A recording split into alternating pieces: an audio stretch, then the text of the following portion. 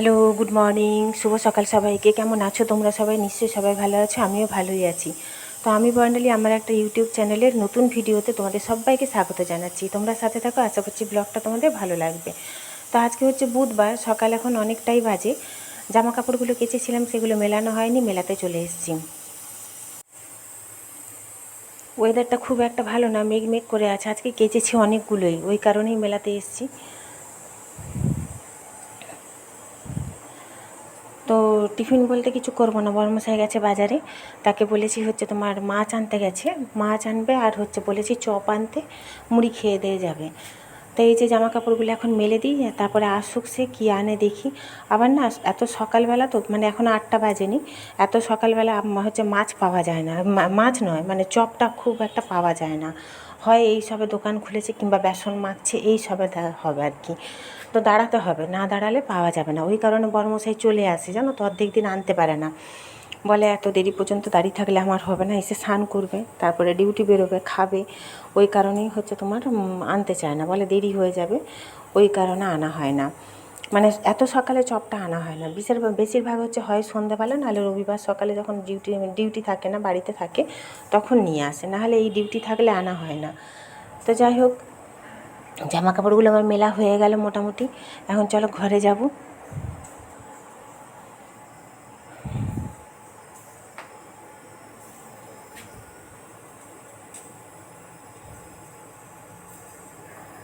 ওয়েদারটা যা অবস্থা, জামা কাপড় তো শুকোবে বলে মনে হচ্ছে না, হাওয়াও দিচ্ছে না এক ফোঁটাও, গুমোট হয়ে আছে। মানে বৃষ্টিটা মনে হয় মাঝে মাঝে হবে, আবার বন্ধ হবে, এই হচ্ছে।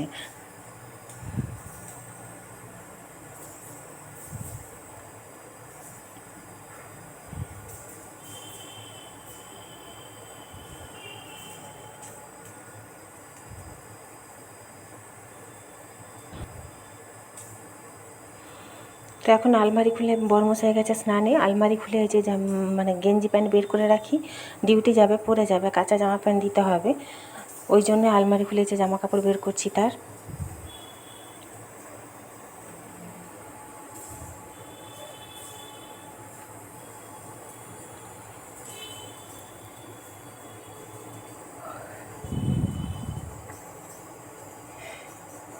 আচ্ছা, ডিউটির ওখানে নাকি অফিসাররা আসবে 2-3 জন, ওই কারণে বললো যে ভালো জামা প্যান্ট দাও একটুখানি, ওই কারণে জিন্সের প্যান্ট দিলাম, আর একটা ভালো গেঞ্জি দিতে হবে। অফিসাররা যেহেতু আসবে, তাদের সাথে সাথে ঘুরবেও।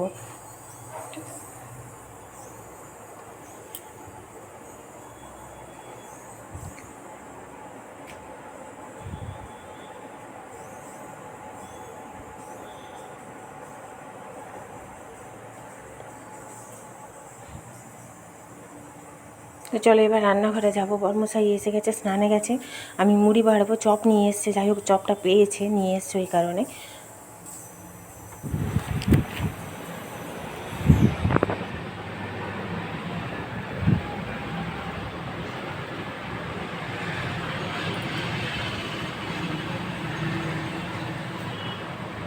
হ্যালো, গুড মর্নিং, কেমন আছো তোমরা সবাই? নিশ্চয়ই সবাই ভালো আছো, আমিও ভালোই আছি। আজকে হচ্ছে বুধবার, সকাল এখন 8:30টার কাছে। প্রতিদেব গেছে স্নানে,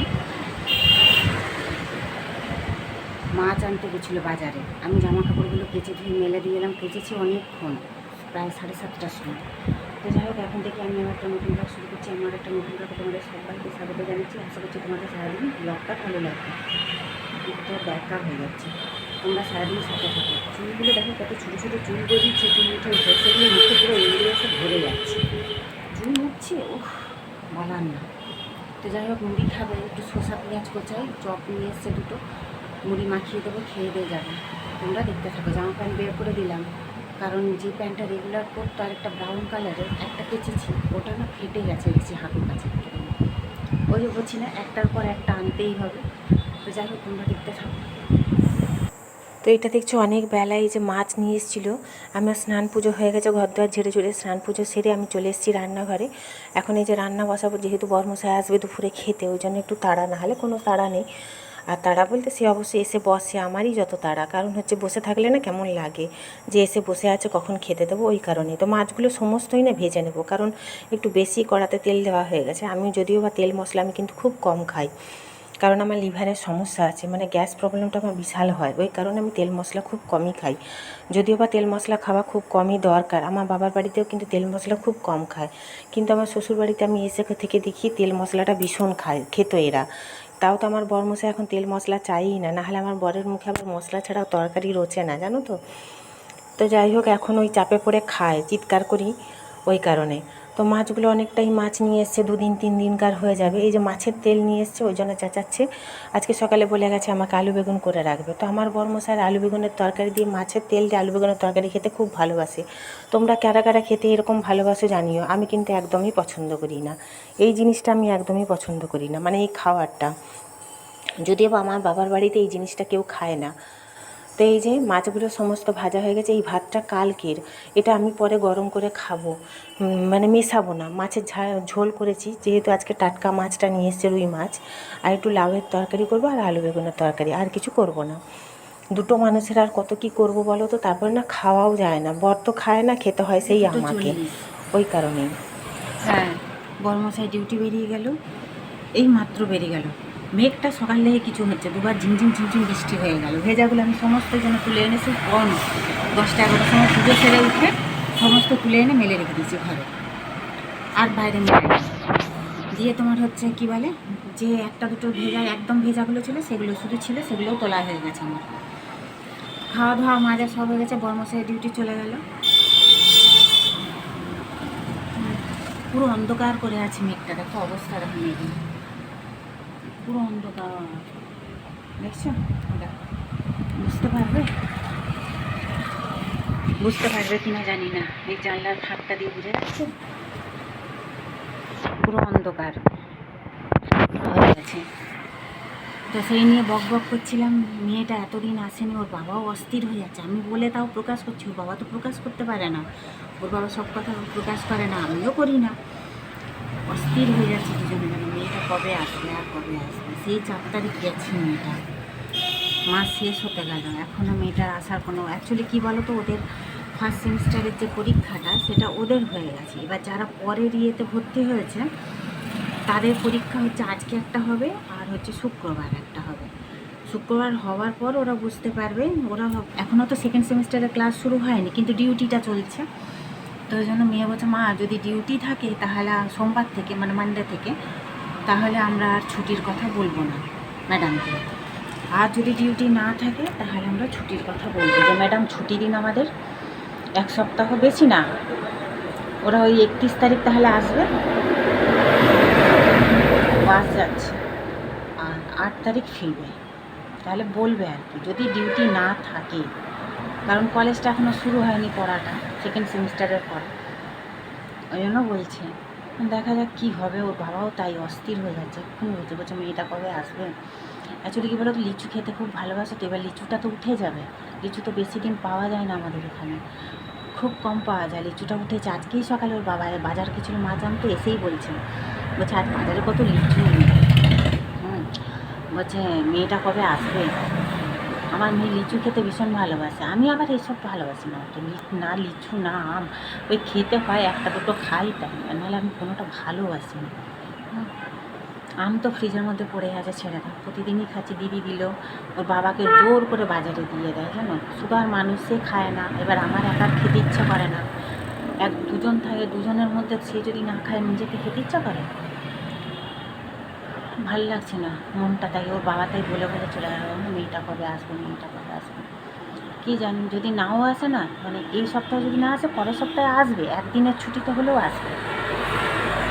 আমি তো বলছি এই সপ্তাহ যদি না, ঠাকুরকে ডাকছি যেন ছুটিটা পেয়ে যায় শনিবার থেকে, তাহলে কি 1 সপ্তাহ থাকতে পারে। সবার আমার বান্ধবী ফোন করেছিল কাল রাত্রে, ওর ছেলেটা পাটনাতে পড়ছে, আইআইটিতে ইঞ্জিনিয়ারিং করছে, ওর ছেলেটার ছুটি, 1 মাস ছুটি দিয়েছে, ঘর এসছে। আমার ভাসুরের ছেলেটা, ওরও ছুটি, ও তোমার এতে পড়ে, পলিটেকনিক পড়ে, ওরও ছুটি দিয়েছে 1 মাস, ও চলে এসছে, আসেনি আমার মেয়ে। মানে এদের হচ্ছে বিএসসি নার্সিংয়ে না, মানে ছুটিটা নাকি কম, সবাই বলছে। দেখা যাক কী হবে জানি না। চলো, এবার বক অনেকক্ষণ হয়ে গেছে, সব কাজও আমার শেষ। এখন আমি শুয়ে শুয়ে ফোন ঘাঁটবো, ফেসবুক ঘাঁটবো, ইউটিউব ঘাঁটবো, এখন থেকে সেই সন্ধ্যে 6টা 6টা 6:30 শুয়ে শুয়ে ফোন ঘাটবো, তারপর উঠে তারপর যা হয় হবে।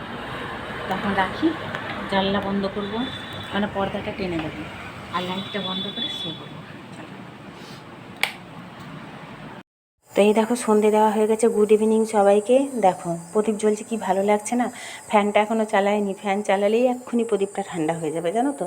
মানে এত কষ্ট হয় না, একটা ঢাকনা দেওয়া প্রদীপ কিনবো ভাবছি, সে আর কেনা আর হচ্ছে না, বাইরেও যাচ্ছি না আর কেনাও হচ্ছে না।